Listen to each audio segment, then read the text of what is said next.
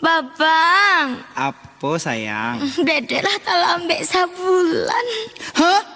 Awak berdua kau punya anak. Hah? Karena dedek tadi tes kabidan. Hah? Tapi jangan agak tak tahu sian tak bang. Deko kalau nak jadi malu aja orang-orang. Jadi nah dedek.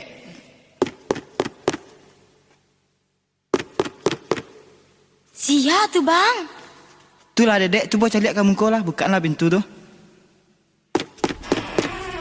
Iya, ada apa ya pak? Bu, ibu adalah tak lambek sabulan. Hah? Dari mana pak tahu? Di sekolah tak catat tak kasado Jangan pura-pura nak tahu ibu ke kami lah. Baba. Iya dedek, mangga tu. Mana nangi mangga kau, ha? Ngadu ah. Apa kau tahu? Kalau dedek lah tak lambek sebulan.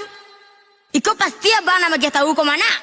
Indah, mangga lu dan nang magi tahu. Iyo, pasti babang buat status di Facebook. Kalau ndak di ma, apa kau ketahui dek babang? Hoi, kok tahu ang baso bini dan adalah terlambek sebulan? Tenang pak, sabar. Kalau apa nio catatan kau dihapus capeknya, apa tinggal bayar kini kau? Oh, pajak kau mungkin pemerasan kemah. Kalau ndak nyu dia bayar bah? Punya apa kini kau jual kami putui?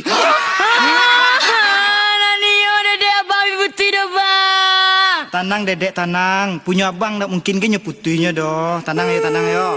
Apa mengecek jangan sembarang je pak.